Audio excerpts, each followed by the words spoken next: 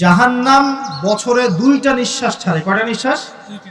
একটা নিঃশ্বাস গ্রীষ্মকালে যখন প্রচন্ড দাবদাহ চলে, ওইটা হচ্ছে জাহান্নামের নিঃশ্বাসের ফসল। ওই প্রভাবে পৃথিবীতে এরকম দাবদাহ চলে। এই সায়েন্স বিশ্বাস করবে?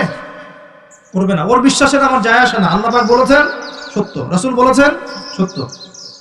আরেকটা হচ্ছে শীতকালে যখন প্রচন্ড ঠান্ডা, তখন শীতকালে জাহান্নামের এমন একটা জায়গা আছে যেটা কিন্তু শীতল জায়গা।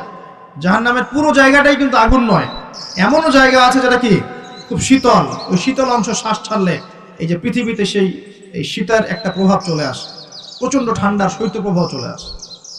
এটা হয়তো অনেকে বিশ্বাস করবে না, ভুল মনে করবে যে ধর্মান্ধ কথাবার্তা।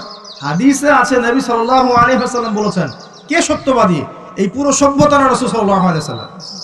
এই বিশ্বের সমস্ত মানুষ সত্যবাদী বেশি না আল্লাহর রাসূল বেশি সত্যবাদী? বাস, আর কোনো দরকার আছে কথা? কবরের আযাব সত্য না মিথ্যা? চোখে দেখা যায়? কোনো পরীক্ষাগারে প্রমাণ করা যায়? তাহলে পশ্চিমারা যে বলে যে পরীক্ষা নিরীক্ষা পর্যবেক্ষণ ছাড়া কোনো জ্ঞান নেওয়া যাবে না, তাহলে কি হবে? এই যে শিক্ষা ব্যবস্থা দাঁড়িয়ে আছে এখনকার এই দর্শনের উপরে, পরীক্ষা নিরীক্ষা পর্যবেক্ষণ চাক্ষুষ না দেখা পর্যন্ত কিছু বিশ্বাস করি না। যদি বিশ্বাস করেন তখন আপনাকে বলবে ধর্মান্ধ হয়ে ব্যক্তি। কি বলবে? কথা বোঝেন না আমার? হ্যাঁ, ওদের ফিলোসফি অফ এডুকেশন, মানে আমরা বলি এটাকে এপিস্টিমোলজি, আমাদের ফিলোসফিতে বলতো এপিস্টিমোলজি, মানে জ্ঞান তত্ত্ব। এই শব্দের অর্থ হচ্ছে কি? জ্ঞান তত্ত্ব। ওদের জ্ঞান তত্ত্ব হচ্ছে যে যেটা ভিজুয়াল না, আমরা যা দেখি না, এবং যেটা স্পর্শ করা যায় না, ইন্দ্রিয় দিয়ে উপলব্ধি করা যায় না, মানে স্পর্শ করে বোঝা যায় না, গন্ধ নিয়ে বোঝা যায় না, তারপরে কঠিন তরল না বায়বীয় পরীক্ষা করা যায় না, পরীক্ষা নিরীক্ষা পর্যবেক্ষণের মাধ্যমে সিদ্ধান্তে আসা যায় না, এটাকে জ্ঞান বলে না ওদের মতো। যদি এটাকে এই সিঁড়িগুলো উত্তরানো যায় তখন সেটা জ্ঞান, ওদের দর্শন এটা। তাহলে এখন কবর আযাবটাকে আপনি কি করবেন? এখন কবর আযাব নাই, তাহলে এখন তো আপনাকে আল্লাহ পাকের কথায় বিশ্বাস করতে হচ্ছে না, গায়েবে বিশ্বাস করতে হচ্ছে। তাহলে এখন আপনি যখন গায়েবে বিশ্বাস করতে যাবেন, ওরাই আপনাকে তোকমা দিয়ে দিবে এটা ধর্মান্ধ, এবং ওয়ার্ল্ড আপনাকে আক্রমণ করবে তখন।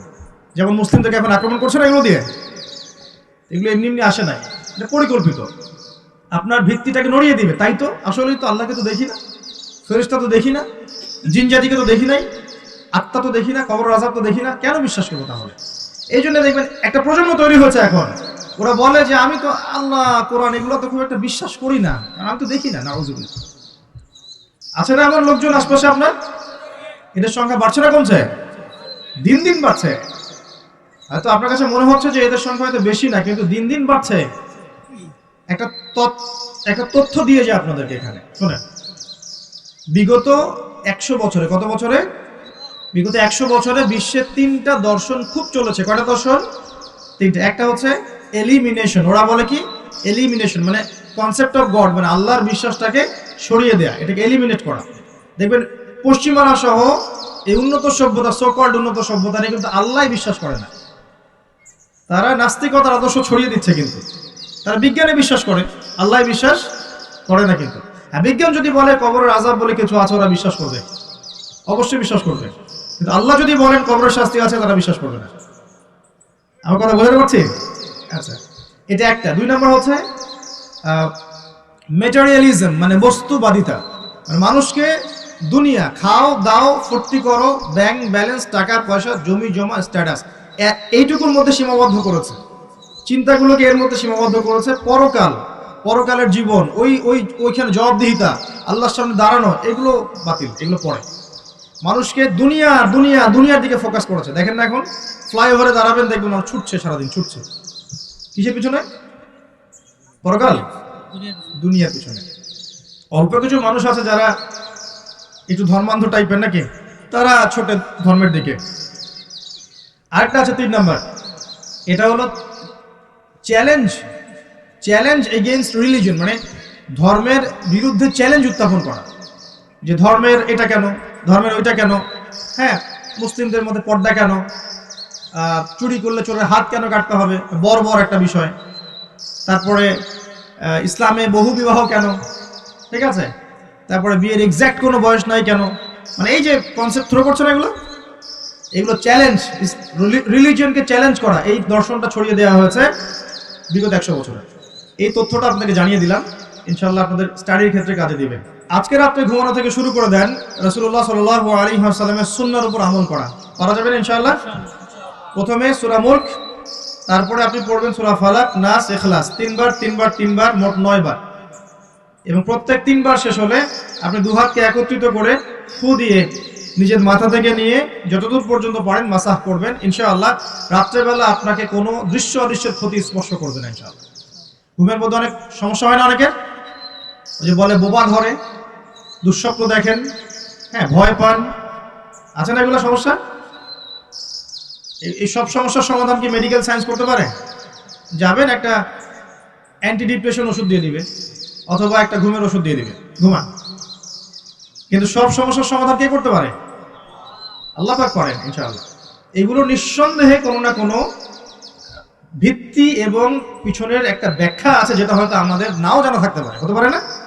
সব জ্ঞান কি আমাদের আছে? সব জ্ঞান যে আমাদের নাই, একটা এক্সাম্পল দিই, জাস্ট একটা এক্সাম্পল দিই। আমাদের শরীরে কি আত্মা আছে? আছে না নাই? আত্মাকে কি কেউ দেখেছে কিনা? এটাকে কেউ টাচ করেছে কিনা? তা আত্মা কঠিন, তরল না বায়বীয় কোনো জ্ঞান কারো আছে কিনা? এখন একজন মানুষ মৃত, একজন মানুষ জীবিত, উভয়ের মাঝখানে পার্থক্যটাই তো হচ্ছে আত্মা। একজন মানুষ মৃত, তার মধ্যে আত্মাটা নাই, আর যে মানুষটা জীবিত তার মধ্যে কি আছে? রূহ বা আত্মা আছে। আল্লাহ পাক এই সম্পর্কে কি বলছেন? আল্লাহ বলছেন সূরা বনী ইসরাঈলে, ইয়াসআলুনাকা আনির রূহ, হে নবী তারা তোমাকে রূহ বা আত্মা সম্পর্কে জিজ্ঞেস করে। কুলির রূহু মিন আমরি রাব্বি, তুমি বলে দাও হে নবী রূহ হচ্ছে তোমার রবের একটা আদেশ মাত্র। কি একটা আদেশ? আদেশে এসেছে, আদেশে চলে যাবে, কোনো কারণ লাগে নাকি? আমরা কারণ ব্যাখ্যা করতে চাই, এটাকে বলে কার্যকারণ তত্ত্ব। প্রত্যেকটা কাজের পিছনে একটা কারণ ব্যাখ্যা করি। হ্যাঁ, এটা কেন হলো এই কারণে, এটা কেন হলো এই কারণে, এটাকে বলে কার্যকারণ তত্ত্ব। আল্লাহ পাকের হুকুমে মানুষ যে মারা যাচ্ছে, এর পিছনে কোনো কারণ লাগে নাকি? এই যে একটা মানুষ হাঁটছে ডেড, এখন আমরা বলে দিলাম হৃদযন্ত্রের ক্রিয়া বন্ধ হয়ে মারা গেছে, এই তো, এই কথা তো। ক্রিয়াটা বন্ধ হলো কিভাবে? ভালোই তো ছিল, হঠাৎ করে কি হলো? কার হুকুমে হলো? এটা কোনো হুকুমদাতা নাই, এই কনসেপ্টটাই তো বিশ্বাস করছে না। রূহ বলে কিছু একটা আছে না? এই রূহের কি ব্যাখ্যা আমি করতে পারবো? এই জ্ঞান কি আমার আছে? আল্লাহ বলছেন ওয়া মা উতিতু মিনাল ইলমি ইল্লা কালিলা, এই বিষয়ে তোমাদেরকে খুবই কম জ্ঞান দেওয়া হয়েছে, জ্ঞানই দেওয়া হয়নি। জ্ঞান কে দেয়? আল্লাহ। নাকি সব জ্ঞান আমরা অ্যাচিভ করি? জ্ঞানতাত্ত্বিক দর্শন শোনেন, কিছু মানুষ বলেছে সুদীর্ঘকাল ধরে মানুষ বুদ্ধি থেকে জ্ঞান পায়। কি থেকে পায়? বুদ্ধি থেকে। আবার কিছু মানুষ বলেছে মানুষ অভিজ্ঞতা থেকে জ্ঞান পায়। কি থেকে? অভিজ্ঞতা হয়েছে, জ্ঞান পেয়েছে, আগে জানতেন না এখন জানছেন। এখানে বিষয়টা কি? এই চূড়ান্ত বক্তব্যটা কি? চূড়ান্ত বক্তব্য দিয়েছে ইসলাম। ইসলাম বলছে ওয়াকুলিল হাক্কু মির রাব্বিকুম, হক বা সত্য রবের পক্ষ থেকে আসে। সূরা বাকারায় আছে ওয়াআল্লামা আদামাল আসমাআ কুল্লাহা, আল্লাহ পাক আদম আলাইহিস সালামকে সমস্ত নাম শিক্ষা দিয়েছেন।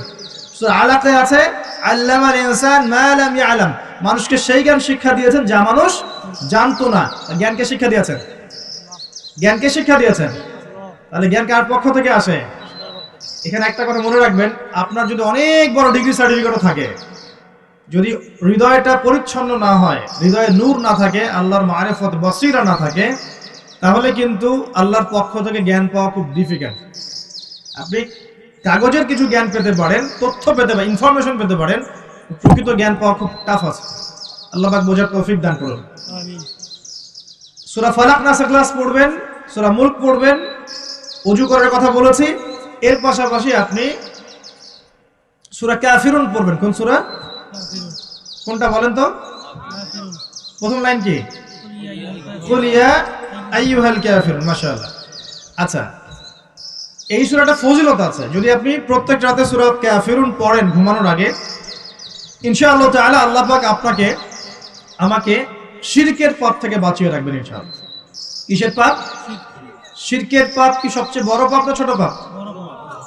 একটা হাদিস বলে দেই, ইনশাআল্লাহ যথেষ্ট হবে। রাসূলুল্লাহ সাল্লাল্লাহু আলাইহি ওয়াসাল্লামকে আল্লাহ পাক একটা ওয়াদা করেছেন। কি ওয়াদা করেছেন? আল্লাহ পাক বলছেন মিরাজের রাতে, হে নবী মুহাম্মদ সাল্লাল্লাহু আলাইহি ওয়াসাল্লাম, তোমার উম্মতের মধ্যে কোনো ব্যক্তি যদি, তোমার উম্মতের মধ্যে যে কোনো ব্যক্তি যদি আসমান জমিন সমান পাপ নিয়ে আমার সামনে হাজির হয়, কিন্তু আমার সাথে কাউকে শরিক করেনি, শিরকের পাপ নাই, আমি আল্লাহ তার সামনে আসমান জমিন সমান গুনাহ, আসমান জমিন সমান ক্ষমা নিয়ে হাজির হব। কথা কি বুঝতে পারছেন? অনেক পাপ করেছেন আপনি, পাপের শেষ নাই, কিন্তু আপনি শিরকের পাপ করেন নাই। ইনশাআল্লাহ একদিন না একদিন আপনি জান্নাতে যাবেন ইনশাআল্লাহ। আল্লাহ পাক সমস্ত পাপ মাফ করতে পারেন, কোন পাপ ছাড়া? শিরক। তওবা করলে এখনই মাফ করতে পারেন ইনশাআল্লাহ। তো এই শিরকের পাপ থেকে আপনাকে বাঁচাবে কোন সূরা? সূরা কাফিরুন। তেলাওয়াত করেন, দেখবেন শিরক আপনি চিনে ফেলবেন ইনশাআল্লাহ, সেখান থেকে আপনি দূরে থাকতে পারবেন ইনশাআল্লাহ। আর শিরক থেকে বাঁচার জন্য একটা কিতাব আমি সাজেস্ট করেছি অনেকবার, কিতাবুত তাওহীদ। কোন কিতাব? কিতাবুত তাওহীদ। এর শারাহ বা ব্যাখ্যা আছে, অনেকগুলো প্রকাশনা থেকে বের হয়েছে, কিনতে পারেন। বাংলায় অনুবাদ করা আছে, বইটা পড়তে পারেন। তবে বইটা একটু কঠিন, অনেকে হয়তো বুঝতে পারবেন না সবকিছু। যেটাই বুঝবেন না, স্থানীয় বড় আলেম যিনি আছেন, হকপন্থী আলেম, তার কাছে গিয়ে জিজ্ঞাসা করবেন। একা একা পণ্ডিত হতে যাবেন না, একা একা পণ্ডিত হয়ে গেলে সমস্যা। ওই যে এক শ্রেণী বের হয়ে গেছে যে কোরআন মানলেই হবে, হাদিস মানার কোনো দরকার নেই, আছে না? হ্যাঁ, এই যে বেশি পণ্ডিত এখানে কোরআনের দলিলকে অগ্রাহ্য করলো। আল্লাহ যে বলছেন রাসূল যা দিয়েছেন নাও, রাসূলের দেওয়াগুলো পাবো কোথায়? রাসূল যা দিয়েছেন সেগুলো কি কোরআনে আছে নাকি? রাসূল যেগুলো দিয়েছেন ওগুলো কোথায় আছে? রাসূল যেগুলো থেকে নিষেধ করেছেন ওগুলো কোরআনে আছে নাকি? রাসূল যেগুলো নিষেধ করেছেন কোথায় আছে? তাহলে এই অংশটুকু বাদ দিয়ে কোরআন মানা যাবে নাকি? তার মানে হচ্ছে আমি কোরআনটাই তো মানলাম না, তাহলে আমি কোরআনটাই মানিনি আসলে। তো এই যে সমস্যা, নিজে বেশি পণ্ডিত হতে গেলে প্রবলেম আছে। ওলামায়ে কেরামের সাথে সম্পর্ক রাখতে হবে।